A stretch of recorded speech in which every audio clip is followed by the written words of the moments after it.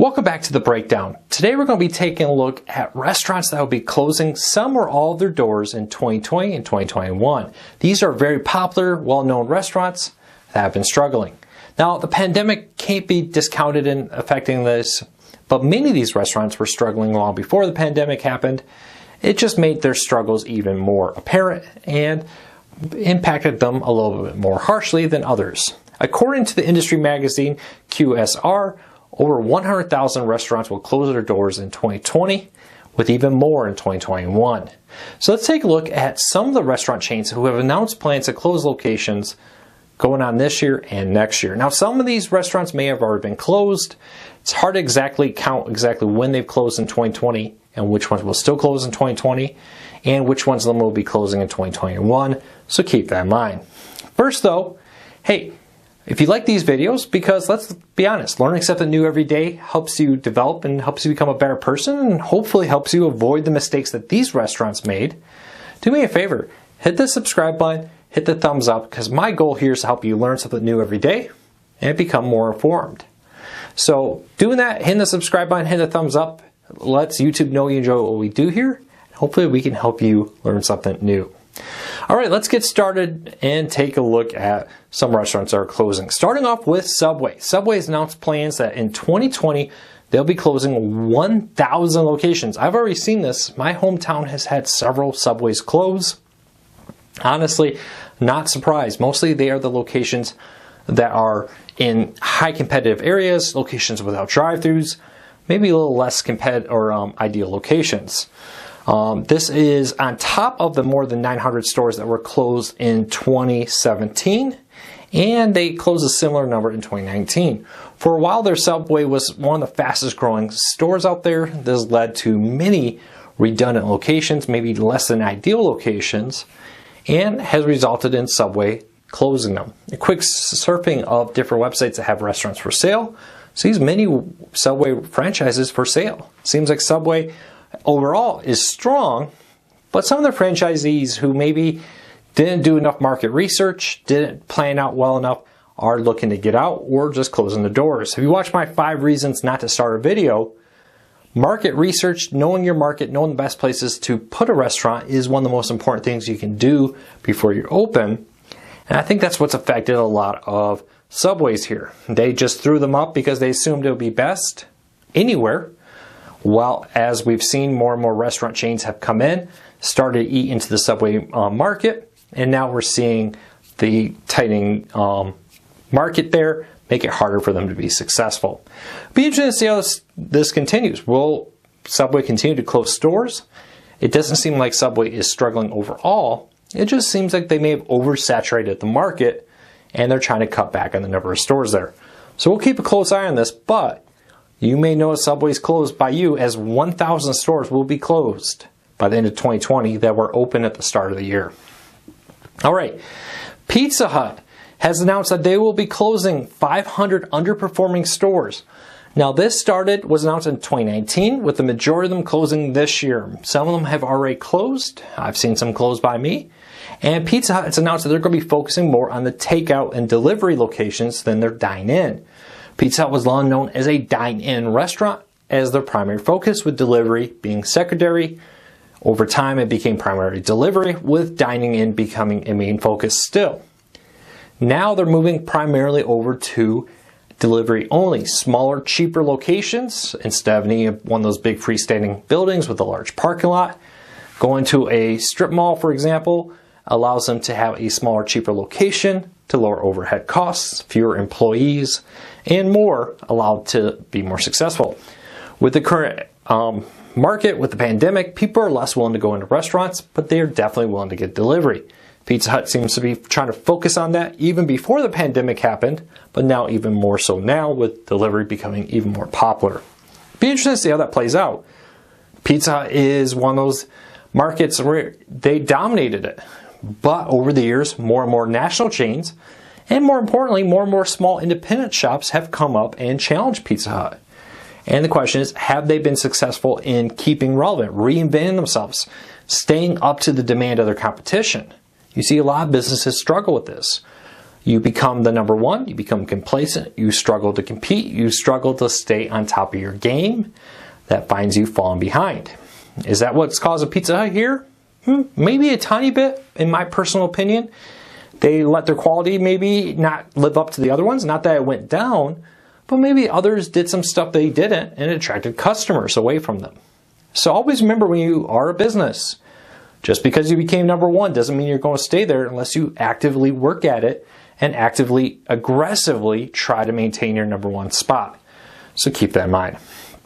All right, let's move over to Burger King, one of the biggest fast food chains in the United States, always competing with the big names like McDonald's, has announced plans to close 250 stores in 2020, primarily focusing on underperforming low volume stores. So these are stores in lower volume areas that have been struggling. Now, it'd be interesting to see if they change their mind a little bit on some of these, with drive-thrus becoming crazy popular. We talked earlier in one of these videos about wait times and drive-thrus increasing, but Burger King has still been struggling a little bit in some of their lower market stores. Understand market placement. If you're not spending more time studying where to place your store than you are what it looks like and what it should sell, you're probably going to fail.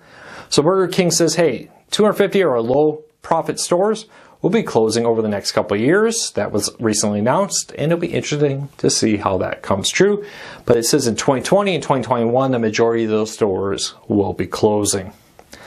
All right, let's talk about Applebees. Another one of those big pioneers at their time, huge national chain, really kind of set the idea of this massive ability to have a national chain with the same menu across all the locations. Others had done it. Applebee's just kind of found a particular niche they could be successful in that, in the kind of fast, casual dining experience. It's not fast food, it's not formal dining. They really wanted to be that fast casual, and while they didn't do it exclusively by themselves, they did make a big name in that realm. Fast casual has been kind of coming out a little bit. People looking for a little better quality food, but still maintaining a good price, and Applebee's struggled with other restaurants like Chili's and Fridays and more competing in the same realm, especially Chili's aggressively looking at how can we deliver that higher quality food in the same fast experience without really suffering on price. Applebee's has now announced plans to close over 200 underperforming locations, and you may see that this is on top of a growing number of locations that have closed over the last few years. Applebee's has definitely gone down in popularity, but it's not out. Applebee's is still a very popular location, and they're still growing, putting a lot of money into redeveloping the locations, redeveloping their menu to bring people in. Don't count them out. Don't count out any of these restaurants, but definitely don't count Applebee's. We'll see what happens there. Speaking of another one that's struggling, Fridays. Fridays is probably struggling. One of the main things that Applebee's is. A lot of smaller independent chains, a lot of smaller independent single locations coming in to try to compete in the fast casual market. Lower end than the formal dining, higher end than fast food. The place I want to go have a quick meal, but be a sit-down experience with a waiter. Fridays announced plans that they will permanently close up to 20% of all their restaurants, according to their chief executive officer in a report by Bloomberg. So it'll be very interesting to see how that plays out. Let's be honest, a lot of restaurants who were more, we thought of an independent family restaurant, you thought more of a diner, more of a formal dining experience, or you thought more of a Denny's type restaurant. Now we've seen a lot more go towards that middle, fast casual experience, and that's been definitely eating into the Applebee's and TGI Fridays experience and causing them trouble. We'll see how that all plays out. All right, let's keep moving. Another one that's recently announced a complete closure. Recently, we heard that Ruby Tuesday was going to close a lot of locations. Now, Ruby Tuesday's planning to close all their locations in bankruptcy. These things can change. Now, announced plan to close all of them. A buyer appears. Bankruptcy court doesn't approve the plan. All kinds of things can happen here. Keep that in mind. But Ruby Tuesday does plans to close all their locations between this year and next year, falling victim to a lot of the same issues that Applebee's and Fridays are suffering from. Probably a big part of the problem is, I would have to say in Ruby Tuesdays and others, lack of an aggressive curbside program, lack of an aggressive delivery program with the pandemic. A lot of these restaurants shunned a little bit of the delivery fad, a little bit of the curbside fad, though Applebees pioneered that. It's probably why they're doing better than maybe some of the others, but they're still suffering from it. It'll be interesting to see what happens there. All right, this next one's a two-parter, Druckers and, I hope I said that right, and Luby's. Now, if you're not from the Texas area, you probably don't know Luby's, but it was a cafeteria-style place, really great place for a quick lunch, very popular in Texas. Druckers, though, was a much more well-known burger joint, kind of, again, fast casual type place with a maybe higher-end diner area. And it has announced plans to close all of its locations as it goes into bankruptcy for its parent company that owns both of them. Subject to change, bankruptcy court, buyers appear, all kinds of things could happen here. But as of right now, all their locations will be closing soon. We'll keep a close eye on it. Now, they had been severely paring back, with most of the remaining locations being just in Texas.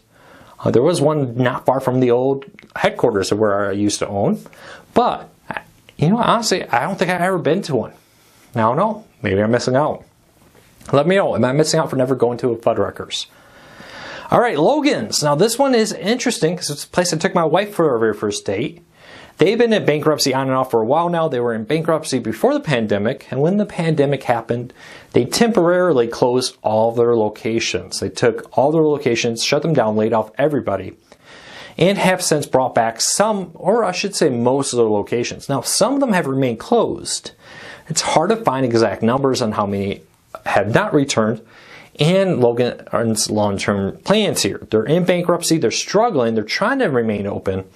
It's not looking too good right now. We'll see what happens. A lot of steak houses, which have been moving more higher end, as let's be honest, you can buy a steak almost anywhere right now. It used to be steaks were hard to find. You had to go to a steakhouse to get them. Now pretty much every restaurant has some type of steak on the menu.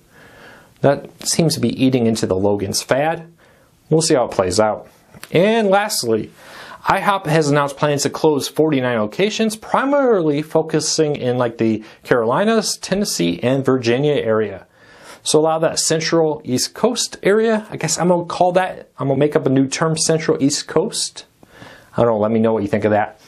But they've been struggling for a while to attract people outside of the breakfast time. Very well known for breakfast. Again, though, competition for breakfast has become fierce. More restaurants are launching into breakfast, and more fast food joints are getting into breakfast.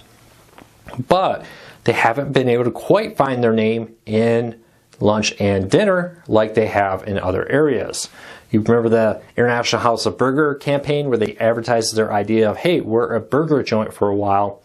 That didn't really pan out for them. While it was a fun PR stunt, got them a lot of attention, doesn't seem to have driven a lot of sales, and now they're closing 49 locations. Still a very large business, still very active across the United States, just not as big as it has been. It'll be interesting to see how that pans out. All right, do you have a local restaurant that you've seen go under, a national chain? Leave a comment, let us know. 100,000 locations with more in 2020 going under, and restaurants with more in 2021. Hopefully not your favorite place. It's always painful to have your favorite restaurant go under. All right, everybody, that's it for today. We'll be back tomorrow with another video helping you learn something new. Thanks for your support. We'll be back tomorrow with another episode of The Breakdown.